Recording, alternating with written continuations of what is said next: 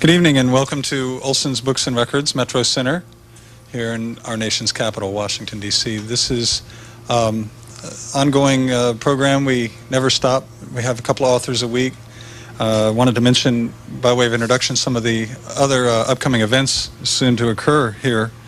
Amy Bender, who wrote The Girl in the Flammable Skirt series of short stories, has a first novel out now called An Invisible Sign of My Own. It's about an elementary school math teacher.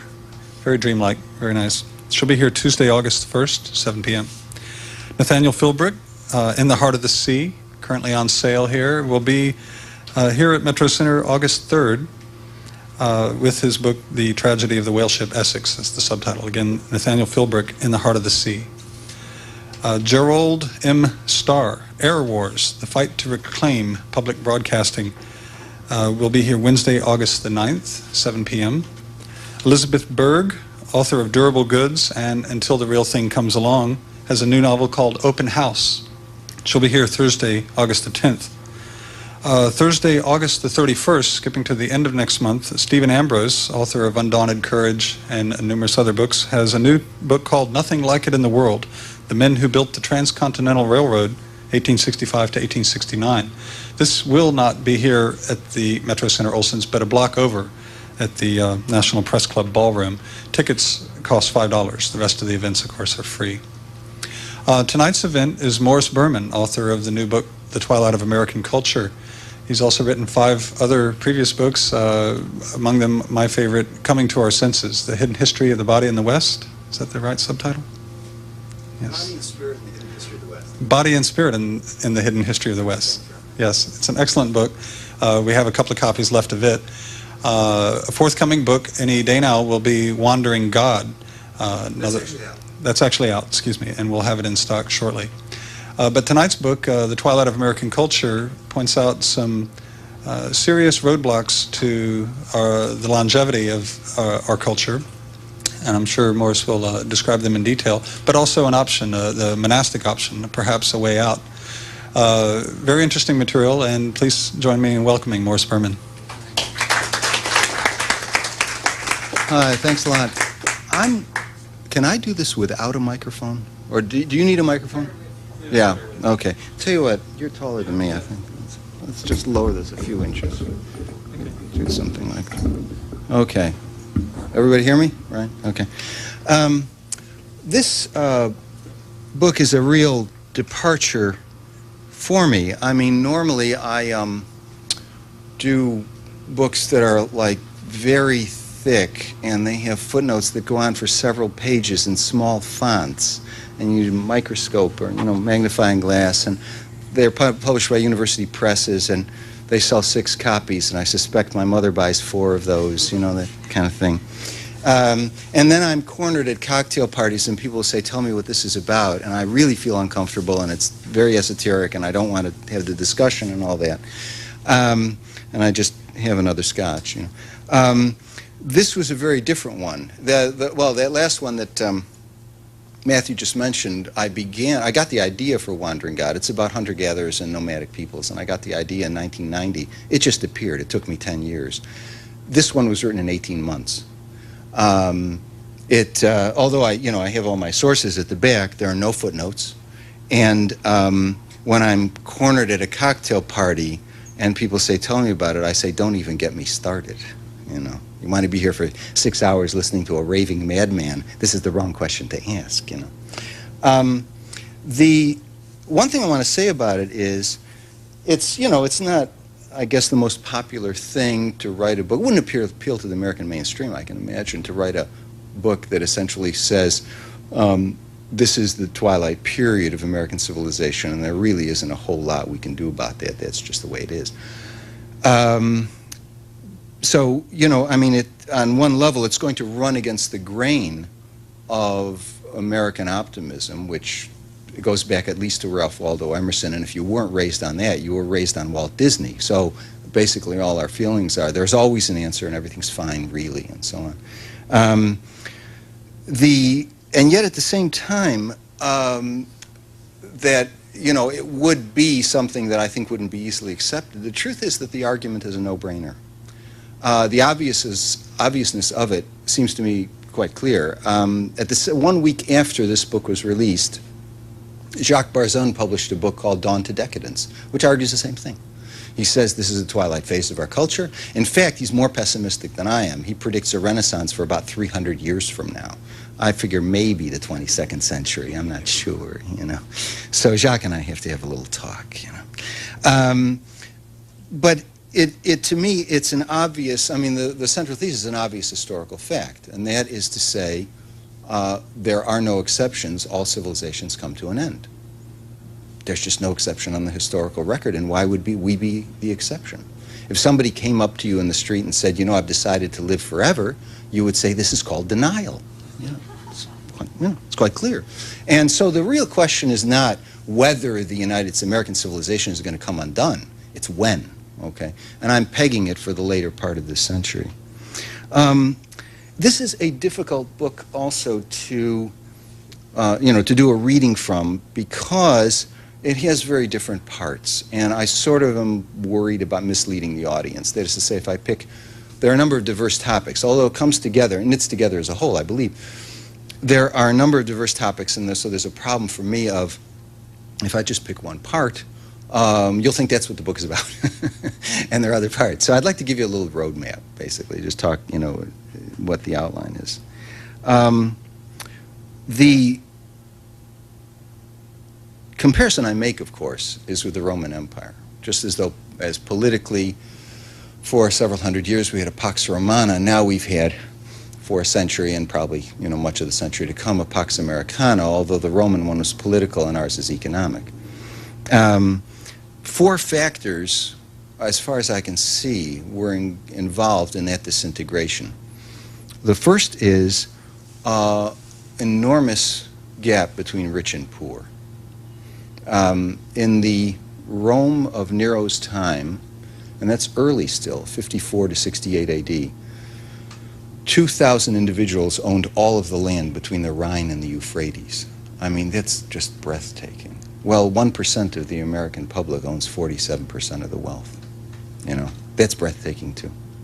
And lots of statistics. John Cassidy does all this stuff regularly in the New Yorker, really, of CEO salaries and the ratios. You know, 1950, the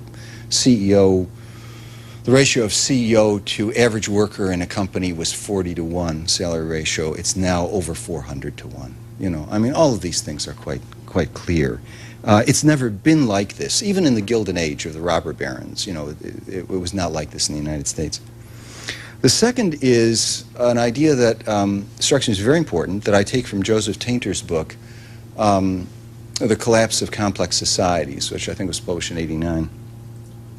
Tainter argues that there comes a point in the decline of every culture where what happens is very obvious and very economic. That is to say, a point is reached at which the money to keep that's collected for taxes dead ends. It just recycles into the bureaucracy that collects the taxes.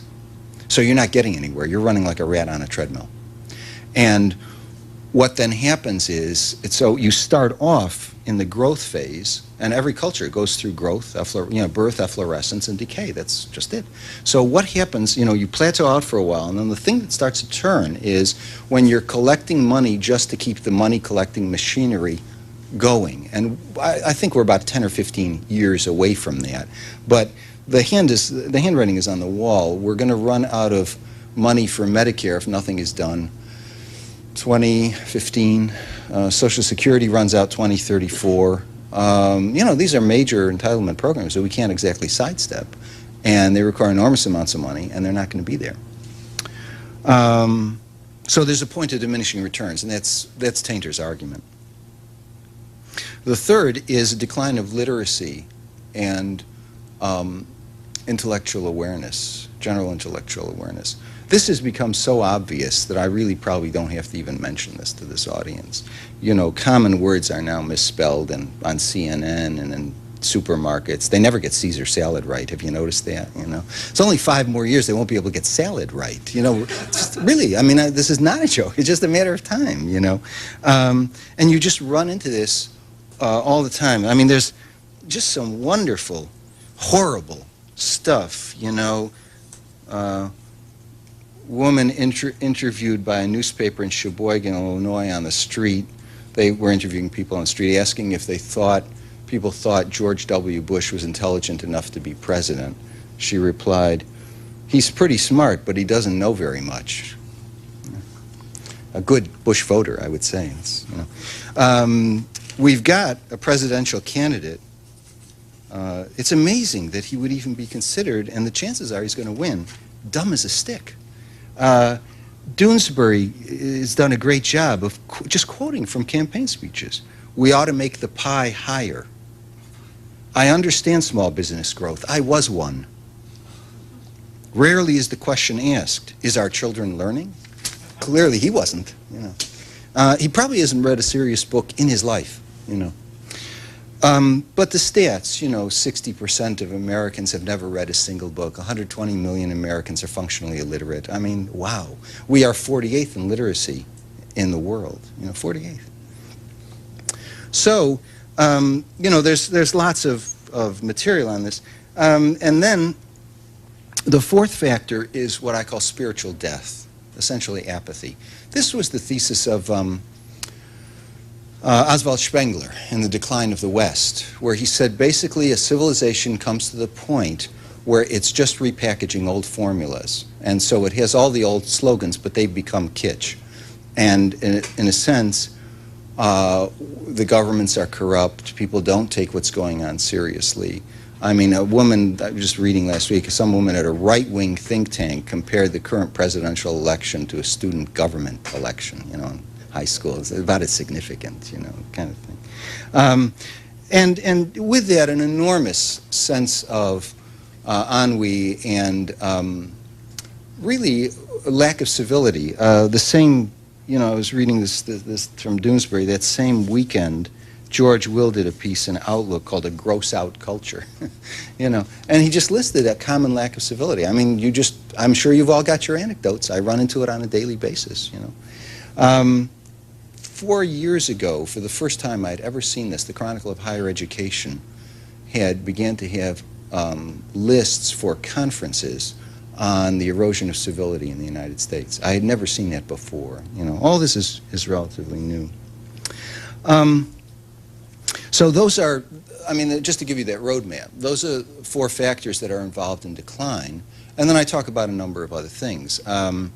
For example, I discuss how decline of civilization has been treated in literature in various ways. There's a whole discussion of what I call, you know, the whole dialectic of the American economy, starting with an Enlightenment tradition and a very vibrant sort of economic beginnings in the 18th century, and how the pursuit of that itself finally winds up with the kind of corporate consumerism and set of values that we have today. There's a chapter Matthew was mentioning about the monastic option. That was originally the working title of this book, The Monastic Option. And what I was talking about was, if we're going to make comparisons with Rome, there is one gleam of light here.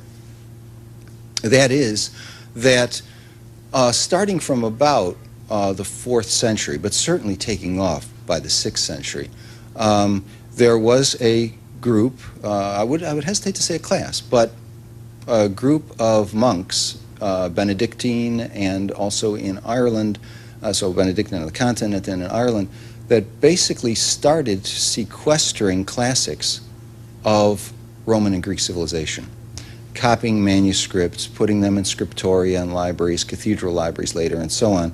And this material preserved some of the most important things of Western Civ. What then happened by the 11th and 12th centuries, when there was a revival in Western Europe, starting with an economic revival, perhaps, a revival of the towns, that material then flowed into the mainstream, and it was a very major factor in the 12th century Renaissance and beyond. So I talk about people that are doing things not in terms of group organization, although some of that would obviously be valuable, but individuals who are doing things to preserve some of the things in Western culture. So after this dark age, which I don't see as avoidable, twilight, however, does imply a dawn. So, you know, there will be a later period. And then I talk about possible, you know, social and political formations for the 21st century and beyond. So that's the map of the whole thing. Let me, in any case, read from one section, and then we can talk about it. The following data are going to seem invented. This is from the part early in the book about that third factor about the decline of literacy in American intelligence. The following data are going to seem invented. Please be assured they are not. 42% of American adults cannot locate Japan on a world map. And according to Garrison Keillor, this is National Public Radio, March 22nd, 1997, another survey revealed that nearly 15% couldn't locate the United States. Keillor remarked that this was like not being able to grab your rear end with both hands, unquote, and he suggested that we stop being so assiduous on the eve of elections about trying to get out the vote. Why are we so assiduous? I can't figure that out. A survey taken in October 1996 revealed that 1 in 10 voters did not know who the Republican or Democratic nominees for president were. This is particularly sobering when one remembers that one of the questions traditionally asked in psychiatric wards as part of the test for sanity is, who is the President of the United States? 1 out of 10 Americans are clinically insane. These are your neighbors. They borrow sugar from you.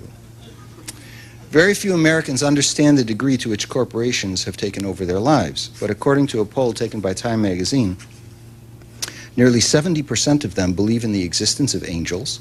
Another study turned up the fact that 50% believe in the presence of UFOs and space aliens on Earth, while a Gallup poll in 1997 revealed that 71% believe that the U.S. government has engaged in a cover-up about the subject. More than 30% believe they have made contact with the dead. A 1995 article in the New York Times reported the results of a survey that revealed that 40% of American adults, this could be upward of 70 million people, did not know that Germany was our enemy in World War II. A Roper survey conducted in 1996 revealed that 84% of American college seniors couldn't say who was president at the start of the Korean War. 58% of American high school seniors cannot understand a newspaper editorial in any newspaper, and the U.S. Department of Education survey of 22,000 students in 1995 revealed that 50% were unaware of the Cold War and 60% had no idea how the United States came into existence. At one point in 1996, Jay Leno invited a number of high school students to be on his television program and asked them to complete famous quotations from major American documents such as the Gettysburg Address, Declaration of Independence. Their response in each case was to stare at him blankly. As a kind of follow-up on his show of June 3rd, 1999, Leno screened a video of interviews he had conducted a few days before at a university graduation ceremony. He did not identify the institution in question. He told his TV audience only that the students he had interviewed include graduate students as well as undergraduates. The group included men, women, and people of color. Leno posed 8 questions as follows. 1. Who designed the first American flag? Answers included Susan B. Anthony, who was born in 1820, and Betsy Ford. 2. What were the 13 colonies free from after the American Revolution? One student said the East Coast. Love that. 3. What was the Gettysburg Address? One student replied, an address to Getty. Another said, I don't know the exact address. 4. Who invented the light bulb? Answers included Thomas Jefferson. 5. What is 3 squared? One student said 27, another said 6. What is the boiling point of water? Answers included 115 degrees Fahrenheit. 7. How long does it take the Earth to rotate once on its axis? The two answers Leno received here were light years, which is a measured distance, not time, and go figure this one out, 24 axes. 8. How many moons does the Earth have? The student question said she had taken astronomy a few years back and had gotten an A in the course, but that she couldn't remember the correct answer. How many moons does the Earth have? What would Galileo think? He was dealing with 4, It is important to note that not a single student interviewed had the correct answer to any of these questions. Leno's comment on this pathetic debacle says it all. And the Chinese are stealing secrets from us? A 1998 survey by the National Constitution Center revealed that only 41% of American teenagers can name the 3 branches of government, but 59% can name the 3 stooges. Only 2% can name the Chief Justice of the Supreme Court. 26% were unable to identify the Vice President. In the early 1990s, the National Assessment of Education Progress reported that 50% of 17-year-olds could not express 9 over 100 as a percentage, and nearly 50% couldn't place the Civil War in the correct half-century. Data that the San Antonio Express-News characterized as, quote, evidence of the steady lobotomizing of American culture. In another study of 17-year-olds, only 4% could read a bus schedule. Only 12% could arrange 6 common fractions in order of size. Ignorance of the most elementary scientific facts on the part of American adults is nothing less than breathtaking. In a survey conducted for the National Science Foundation in October 1995, 56% of those polled said electrons were larger than atoms. 63% said that the earliest human beings lived at the same time as the dinosaurs, a chronological error of more than 60 million years. 53% said the Earth revolves around the sun in either a day or a month. That is, only 47% understood that it takes a year for the Earth to get around the sun. And 91% were unable to state what a molecule was. A random telephone survey of more than 2,000 adults conducted by Northern Illinois University revealed that 21% believed that the sun revolved around the Earth, with an additional 7% saying that they didn't know which revolved around which. It's 49th, not 48th. Of the 158 countries in the United Nations, the United States ranks 49th in literacy. Roughly 60% of the adult population has never read a book of any kind, and only 6% reads as much as a book a year, where book is defined to include harlequin romances and self-help novels. Self-help manuals, sorry. Something like 120 million adults are illiterate or read at no better than a 5th grade level. Among readers aged 21 to 35, 67% regularly read a daily newspaper in 1965 as compared with 31% in 1998. In a telephone survey conducted in 1998, 12% of Americans asked who the wife of the biblical Noah was said Joan of Arc. You know, Noah and Mrs. Ark, right? In 1997, as a hoax, the Attorney General of the state of Missouri submitted a proposal to an international academic accrediting agency to establish an institution he named Eastern Missouri Business College, which would grant doctorates in marine biology and genetic engineering, as well as in business. The faculty would include, inter alia, Mo Howard, Jerome Howard, and Larry Fine. That is the Three Stooges. And the proposed motto on the college seal, roughly translated from Latin, was, "Education is for the birds." The response, academic accreditation, was granted. In 1998, the Massachusetts Board of Education instituted a literacy test for teachers pegged at the level of an exam of a high school equivalency diploma. Of the 1,800 prospective teachers who took it, 59% failed. This is grammar and spelling, you know. In response to this, the interim commissioner of education, one Frank Haydu III, may his name be blessed, announced that the passing grade would be lowered. The board finally reversed the decision and the commissioner resigned, but that 59% of a large group of potential teachers had severe problems with high school spelling and punctuation, and that the educational administrator would declare that this is no obstacle to the performance of their jobs, is as good an indicator as any of the twilight phase of our nation. Then I have a number of anecdotes here that I'm sure you all have a sign outside of a hospital. It's up on Capitol Hill. Maybe they took it down by now, I don't know. It's outside of a hospital in Washington, D.C. Infant, Children, and Adult Care. Children is spelled C-H-I-L-D-E-R-N.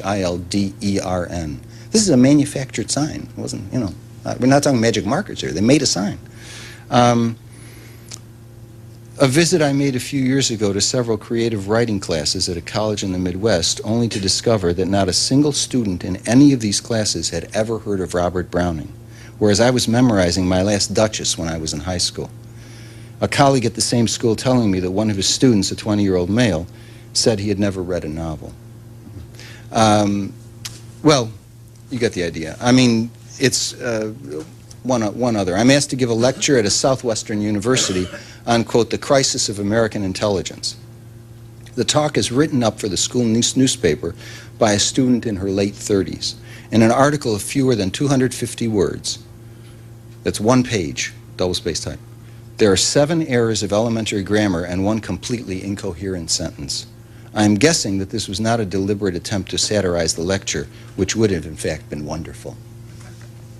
So, you know, I mean, this is just one part of this whole thing, really. And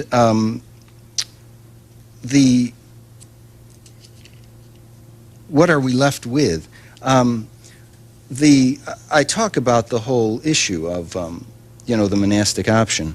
One more anecdote I have to, you know, I'm getting email as a result of publishing the book, okay. So people say, you think that's bad? Let me think, you know.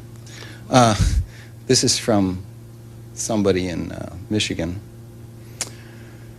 This was related to me by my mother, whose simple high school education in the 20s still puts her intelligence level far above most of young people today. She went down to her local drugstore, which contains a post office, to mail a package to New Mexico. The clerk told her there was no New Mexico, there was only Mexico. My mother insisted, and the clerk said there was no such state as New Mexico. They actually had to call in a supervisor to settle the matter, who confirmed to the clerk by showing him on a map that there was indeed a state named New Mexico. And then he gives me this bit of information that on ABC television, February 3rd this year, Peter Jennings did a thing on the Grand Canyon stamp. I was unaware of this, that the post office had run off thousands and thousands of stamps, you know, welcome to Colorado, showing the Grand Canyon. It's in Arizona. They had to destroy thousands of stamps. Who's doing this, you know? Anyway, I mean, that's the general gist of it. And as I say, that, you know, there are all these other factors that are involved in our decline. I just wanted to conclude with the Millennium editorial in the New York Times, January 1st, 2000. Just a little paragraph. No civilization lasts forever. America, 1,000 years hence, will be something very different, if it exists at all. None of this, however, relieves us of the obligation to do what is within our power. That is, to help form the future by bequeathing the best of what we have learned about constructing and sustaining an enlightened civilization. History teaches that the surest way to reach across time is through the transmission of enduring values and ideals. The convictions of Washington and Jefferson still guide us today, just as the ideas of the ancient Greeks and Enlightenment philosophers emboldened them. We have a similar opportunity to inspire coming generations by projecting toward them the principles that we have honed in more recent times. That can be the distinctive legacy of our age. Thank you.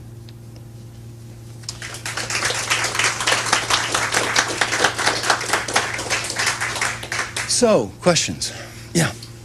There was a cartoon in the New Yorker a number of years ago of these, there's a bar, and these gentlemen in their fedoras are sitting around looking glumly at one another. One of them says something like, if it wasn't for the American sense of humor, this country would be in a hell of a mess. And I wanted to ask you, well, what about the great American sense of humor? Isn't that going to... Well, I'm trying to be a representative of that, obviously. I don't know if I've succeeded. But you know, I mean, I think that's fine. I don't know. You see, the problems that I'm really describing in this book are structural. This book got reviewed 1 week ago today in the Christian Science Monitor. It was reviewed together with a book that I haven't read, but the title was something like The Promise Ahead or something like that, you know. And typically, the author of that book, from what I understand from the review, said, well, the real answer is we've got to mature. See, we've got to give up our obsession with consumerism, and we've got to be less egotistical and self-absorbed. And great prescription. I don't know how you make that happen. I don't know how that has anything to do with structural factors that bring a civilization down. Humor is fine. I mean, I think that's, you know, you might think from what I wrote that I'm a pretty pessimistic guy. Actually, I get up in the morning, I feel quite upbeat, you know. But it's, I mean, that's fine. But I don't think things like that, we're talking about a train that's running down tracks. And you can, you know, tickle it with a feather and whisper this and that. But its course, I think, is pretty clear. So I think humor can help us get through this. What do you think the role of technology is going to be to try to change this going down the tracks? As far as I can see, it's made things demonstrably worse. especially since the microchip revolution from about 1985. That is to say, it's created a society in which people don't really talk to each other. They talk to somebody else on a cell phone while they're in a restaurant. I mean, working in the Johns Hopkins library, cell phones go off and students answer the phones. And what are you doing? You know, I mean, it's a library. And there's, you know, that's the kind of communication. Or they sit in front of screens all day. It's also been something that fuels the consumer economy, you know. I remember in 1984, I was asked to speak at a conference at the University of Victoria about technology in the future or something like that. And I thought he was quite insane. There was a guy from, you know, it wasn't IBM, but some major computer firm saying that within a few years we would be able to sit home and shop from our screens, and that was the purpose of this technology, and it would make our life wonderful. I thought he was crazy. Boy, I was crazier than he was. It all came true. Everything he said came true. Is this a better world? I tend to doubt it. Anybody else? Yeah.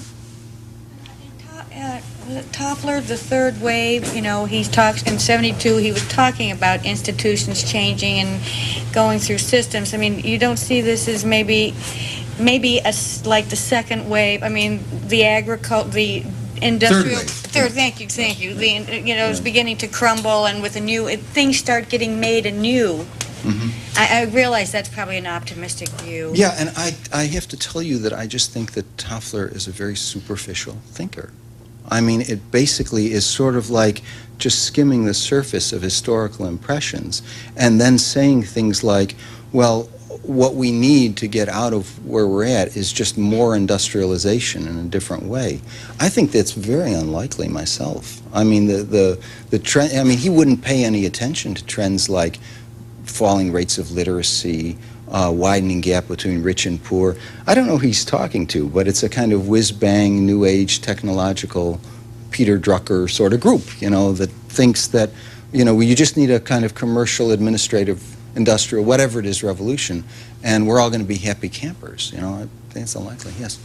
You kind of compared the Pax Americana to Pax Romana. One thing that happened with the decline of Roman civilization was it had ramifications outside of its own borders. Are you looking at the American situation or the decline of American society and culture within just the borders of the United States, or do you think that there is also some emerging entity that may be able to pick up where left off? Yeah, good question. Really good question. The last chapter of the book deals with alternative possibilities in terms of socio-political configurations that might, in fact, be what emerge in the 22nd century. I do take that on. My own model for that is the World Systems Theory School, Emanuel Wallerstein, for example, about, you know, major systemic changes that happen in civilization. And I would recommend to this audience his slender book called Utopistics, which is a really good study of possible social formations in future time. So I do talk about those types of things, but obviously there are going to be enormous ramifications of this because we're in this, you know, any fluctuation that happens on the NYSE is felt in the Nikkei the next day. You know, I mean, we're tied into. One of the things about Rome is that you could collapse and it didn't make a difference on the other side of the globe. We don't have that situation anymore. It's highly interconnected. And so, you know, I mean, in terms of future guesses, one might say the most likely candidate to fill the power vacuum would probably be China. That's what I would guess. But I'm not going to be around anyway. I'm just going to be sitting in bars with a fedora making jokes. You know, so. Yes? I'm having a little trouble really understanding where you're going since I haven't read your book. Mm-hmm. What do you mean by American culture? What is it that we're going to be losing here? Well, there is a, you know, I mean, this was founded in the 18th century on certain principles. It has had a tradition of certain writers and thinkers. It's followed, you know, certain ideals that I think are largely derived from the Enlightenment tradition of Europe.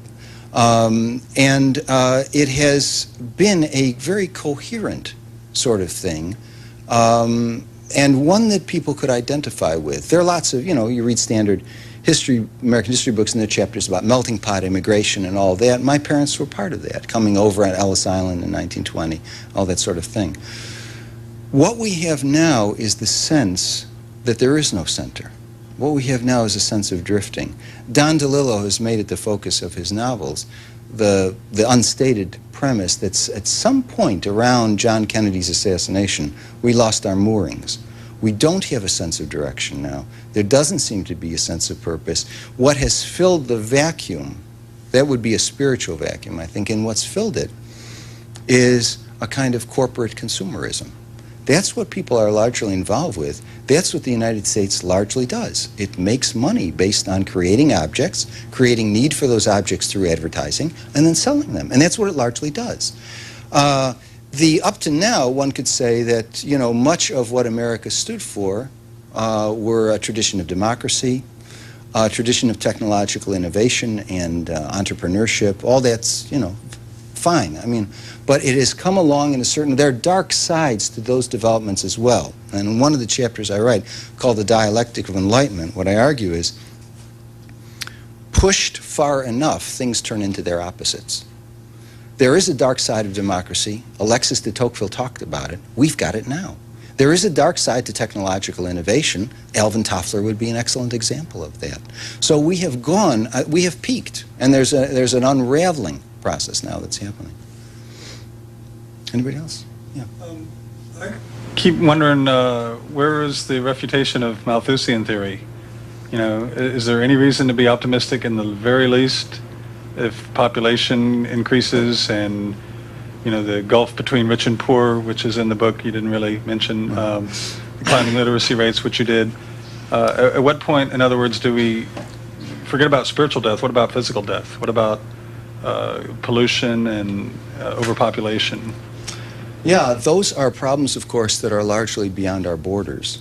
And as far as overpopulation goes, the United States is probably not in the worst situation, you know, as what does India have now? I mean, I don't know, but, you know, maybe 1 billion? I mean, I don't know. You know, but those are the types of things that will come home, but in a sense of shockwaves, because they're borderless problems. There's no border for pollution, you know, and so on.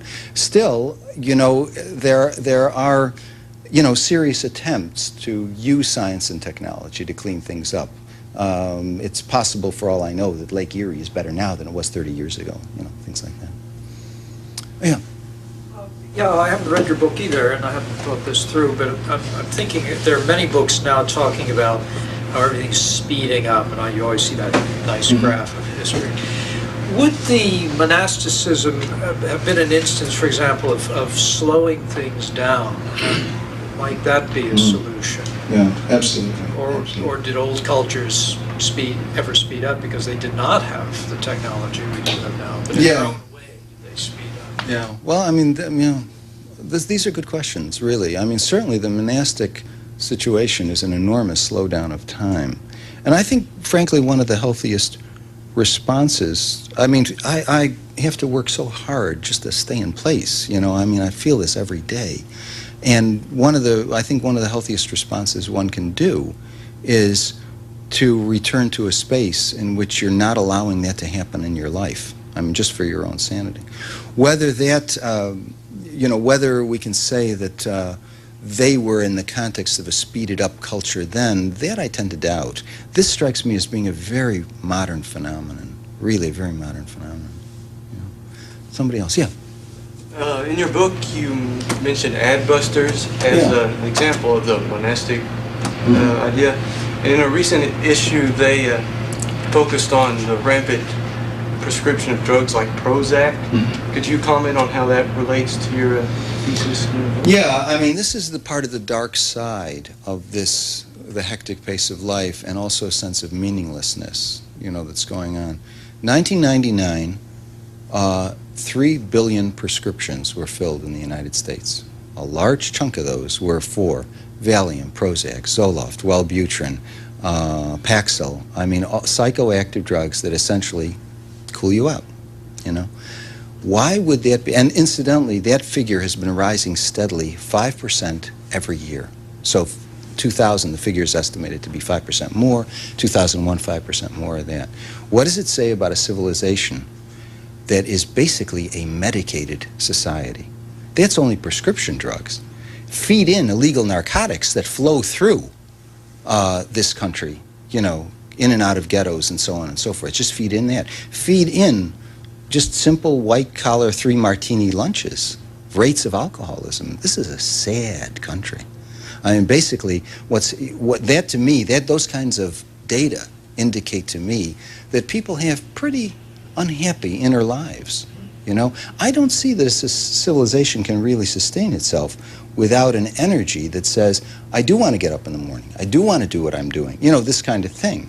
I mean, I personally know of cases, for example, of people who have made the choice to stay with jobs or take jobs where they're making $80,000 to $100,000 a year and they feel they need that kind of money to survive, and to take Prozac so that they can get through the day on a daily, get through their lives on a daily basis and manage the type of workload that involves, you know?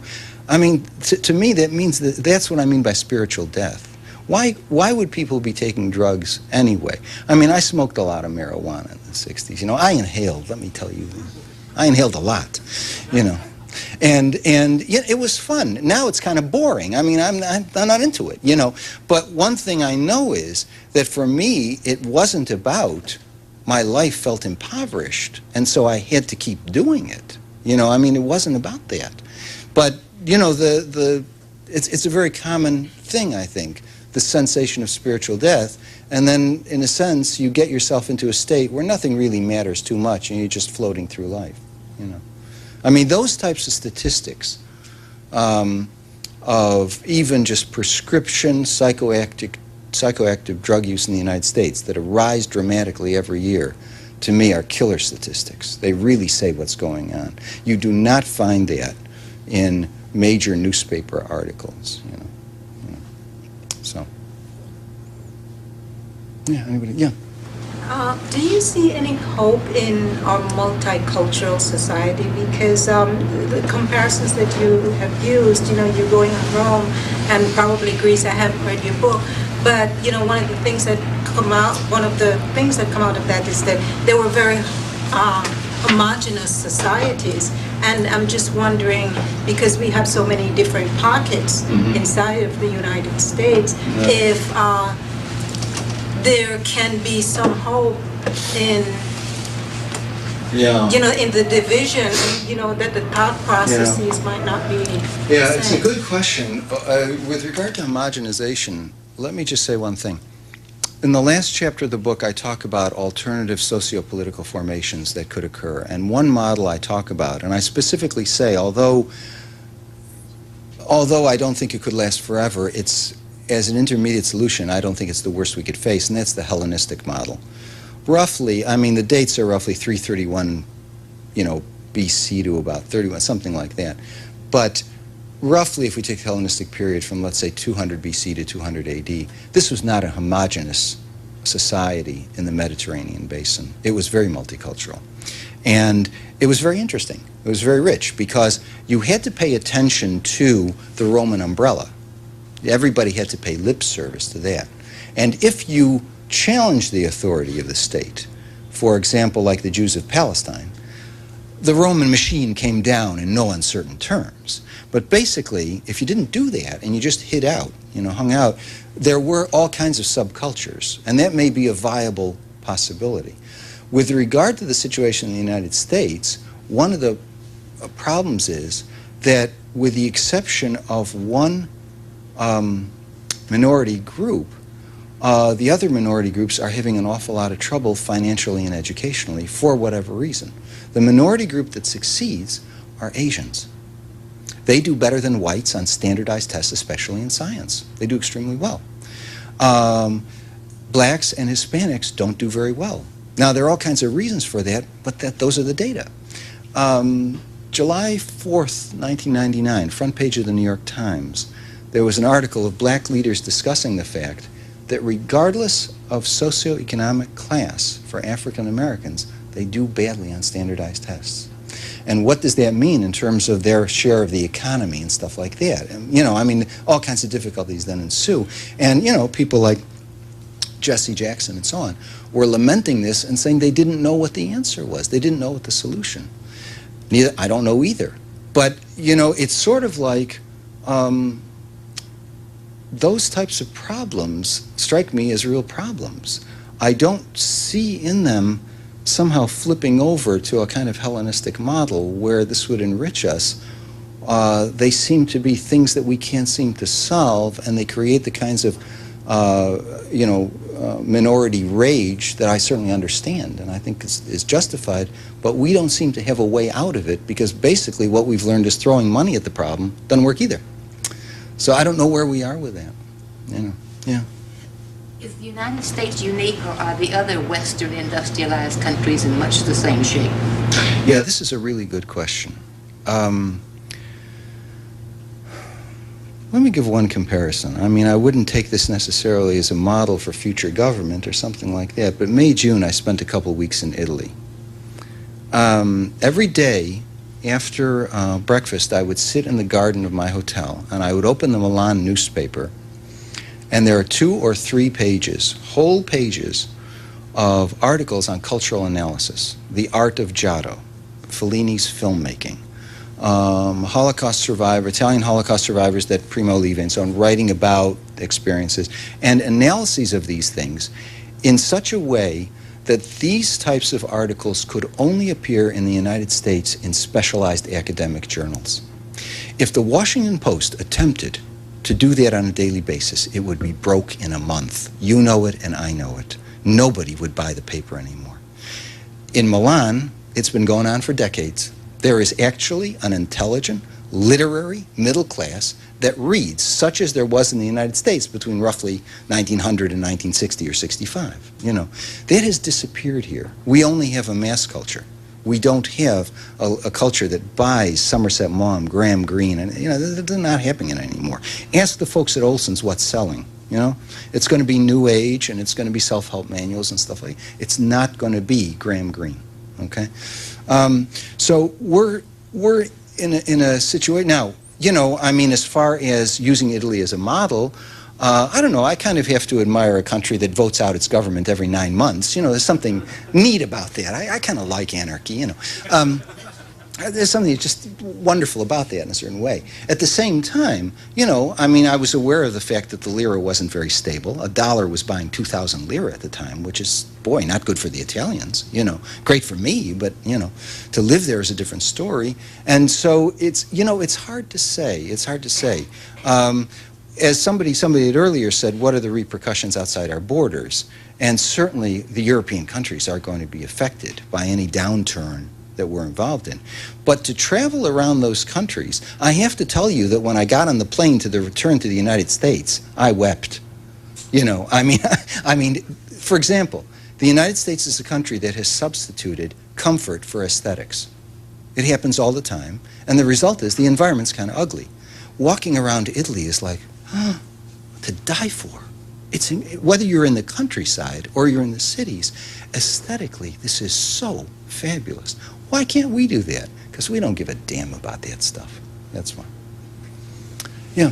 What about the role of newspapers? I'm thinking in particular of the Washington Post. We lived overseas for a number of years, and we come back to the States, we go overseas, we come back, and it seems every time I come back, the Washington Post is a worse newspaper. It's just getting dumber and dumber, to the point where it's hard to find a story that reads like a news story anymore. They start off with little tales of someone sitting on a bench somewhere in a park or something. You have to get to page 3 before you find out what the news is. Yeah. And contrast that with Canada, just north of us. The Toronto Globe and Mail still reads like an excellent newspaper. Yeah. Newspapers used to be in the 1950s in the United States. Right. Is the Washington Post deliberately, I mean, I suppose not deliberately, but leading the decline, do you think? Or is not leading the decline, but they're responding to the fact that if they don't dumb down, they won't sell. But on the other hand, they're certainly in danger of losing me. I mean, I'm much more less likely to buy the newspaper than I used to be. I have to tell you something, sir. There are much more of the people that don't know who the President of the United States are than there are of you. Okay? You are not in the majority. In 1956, Adlai Stevenson, running for election against Ike, was at Vassar. And after he finished talking, one woman, a student at Vassar, stood up and said, "Governor Stevenson, you have every thinking person's vote." And Adlai shot back, "Won't work, I need a majority." Now he would have to say, "Won't work, I need 10%. You know, you are not in the majority. You know. Well, Excuse me if you don't Go ahead. following up. No, go ahead. Do you have an explanation for why Canada seems to somehow be doing differently? That educational system, you know, I taught for 7.5 years in Canada. I taught for 2 years in Concordia, in Montreal, and then I taught at the University of Victoria in British Columbia for 5.5 years. And as far as I could determine, I mean, that was a long time ago, and things may have changed. But as far as I could determine, it's a system that at least has some allegiance or derivation from an a British system, which has higher standards. And in that sense, you know, there's a greater emphasis on education. So it's not like I can't say that I found Canadian students, that we're talking just on an undergraduate across the board sort of level, I can't say that I found Canadian students dramatically better than American students, but somehow the requirements, what was understood to be required, seemed at a bit higher level. Whether that's still true or not today, I really don't know. As far as newspapers go, I certainly agree with you about the Globe and Mail. It's really readable. It's really high class, and actually it compares in some ways with the Wall Street Journal, which remains a very good newspaper. Very good newspaper. And so, you know, I don't know. We'd have to talk about figures of circulation and things like that, and who's reading the Globe and Mail. It is the national Canadian newspaper. It's sold in Vancouver as well as Toronto or Montreal. But at the same time, most of the sales in Vancouver are the Vancouver Sun or the Province, not the Globe and Mail. So I don't know how to make a judgment about that, really. Somebody in the back had a question. Yeah. I came in a little bit late, but I was curious from the early parts of what I heard. There seemed to be a great deal of idealization of the past. 50 years ago, you know, how intellectual life was so dramatically better than it is today, and life just seemed to be a great deal better. And I really wonder if you look at even this country or the globe as a whole, whether you can honestly say that we're worse off today than we've ever been, just with no great ideological opponent. There's certainly trouble, but is the trouble as bad as it has ever been? And materially, at least, it's, I think, virtually impossible to argue that there's been a better time in the history of humanity. I would say there have been many better times in the history of humanity. It isn't the case that as you go further and down the chronological line that life has gotten better. There have been many cases of happier civilizations and so on. I mean, the United States, this is not progress. Progress has to have more things in it than the number of toys we have in our environment. But you did miss the beginning, and what I was talking about was inequalities of wealth. You talk about prosperity. What we've got is a situation now, worse than at any time in American history, of differential of rich and poor. 1% of the American population owns 47% of the wealth in this country. There are more of them, and they're below the poverty line. It's gotten larger and larger. So although you could... Because there's more immigrants, though. Are there factors that you can call into question to say that this is why there's poor? Because we've got 1 million immigrants coming in every year that are largely unskilled. I mean, right, that may be the case. That may be the case. But the question is, if we're talking about quality of life, what do we have here, you know? If people say to me, well, you know, I mean, maybe people didn't even read at all previously, or you know, something like that, my answer to that is at least the tradition was, there was a vibrant middle class that did, and at least that was the ideal. When you're saying, well, we're letting more immigrants in, my response is, what are we letting them into, you know? That's the issue, I think, that we have to talk about. Somebody over here, yeah. I happen to have some information on this. Other people probably aware of this too. Average in real terms, wages have actually declined, which is indicative of this split between the wealthy and forget the poor, just the average American. The real wages have actually declined. So it's not so much an influx of immigrants or other criteria. This is just data from 1985, and it wouldn't have been large enough to actually affect the real wage of the average American worker as much if this disparity had been broken. Yeah, and as far as thank you. And as far as rates of literacy goes, I mean, Lawrence Stone, the great American historian who died last year, did a study of history of literacy in the United States and demonstrated that we were more literate as a whole. The nation was more literate as a whole in the 17th century than it is today. I mean, I don't think it can be argued that we're in our best period. I think that would be a tough one. So, anything else? Thank you. You want to be here for 6 hours listening to a raving madman, this is the wrong question to ask, The one thing I want to say about it is, it's not, I guess, the most popular thing to write a book. It wouldn't appeal to the American mainstream, I can imagine, to write a book that essentially says, this is the twilight period of American civilization, and there really isn't a whole lot we can do about that. That's just the way it is. So, I mean, on one level, it's going to run against the grain of American optimism, which goes back at least to Ralph Waldo Emerson, and if you weren't raised on that, you were raised on Walt Disney. So basically all our feelings are, there's always an answer and everything's fine, really, and so on. And yet at the same time, that, it would be something that I think wouldn't be easily accepted. The truth is that the argument is a no-brainer. The obviousness of it seems to me quite clear. At this 1 week after this book was released, Jacques Barzun published a book called Dawn to Decadence, which argues the same thing. He says this is the twilight phase of our culture. In fact, he's more pessimistic than I am. He predicts a renaissance for about 300 years from now. I figure maybe the 22nd. Nothing like it in the world. The men who built the Transcontinental Railroad, 1865 to 1869.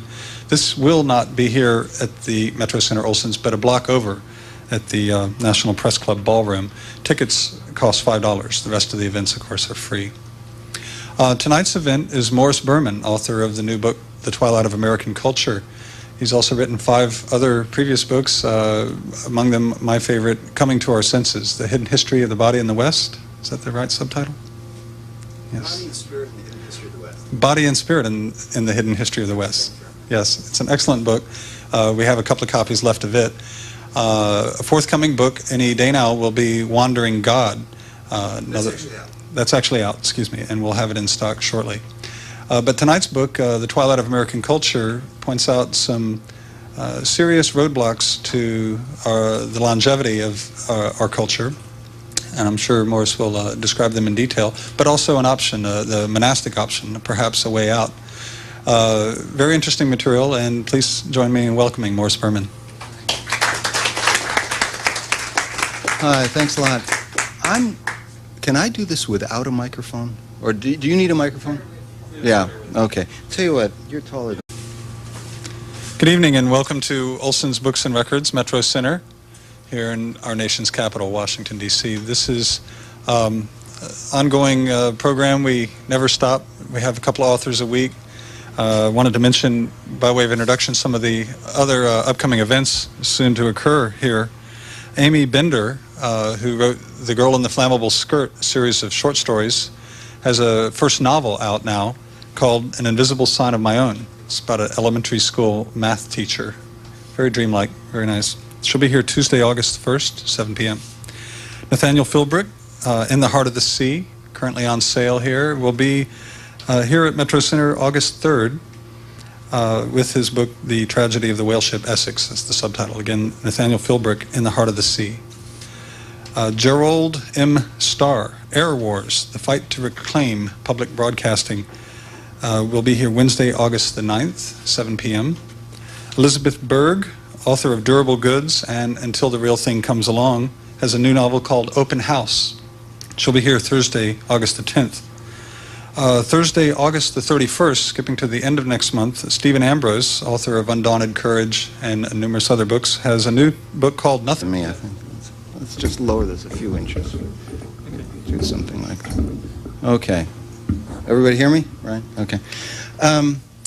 This book is a real departure for me. I mean, normally I do books that are like very thick, and they have footnotes that go on for several pages in small fonts, and you use a microscope or magnifying glass, and they're published by university presses, and they sell 6 copies, and I suspect my mother buys 4 of those, that kind of thing.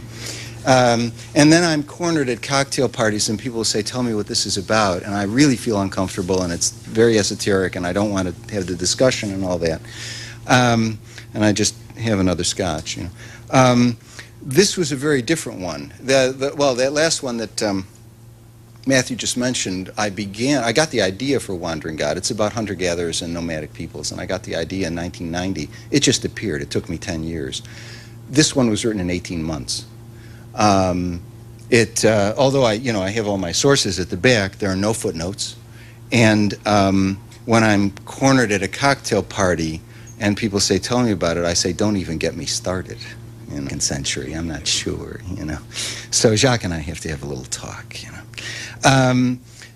But to me, it's an obvious, the central thesis is an obvious historical fact, and that is to say, there are no exceptions. All civilizations come to an end. There's just no exception on the historical record, and why would we be the exception? If somebody came up to you in the street and said, "I've decided to live forever," you would say, "This is called denial." It's quite clear. And so the real question is not whether the American civilization is going to come undone. It's when, okay? And I'm pegging it for the later part of this century. This is a difficult book also to do a reading from, because it has very different parts, and I sort of am worried about misleading the audience. That is to say, there are a number of diverse topics, although it comes together, and knits together as a whole, I believe. There are a number of diverse topics in this, so there's a problem for me of, if I just pick one part, you'll think that's what the book is about, and there are other parts. So I'd like to give you a little roadmap, basically, just talk, what the outline is. The comparison I make, of course, is with the Roman Empire.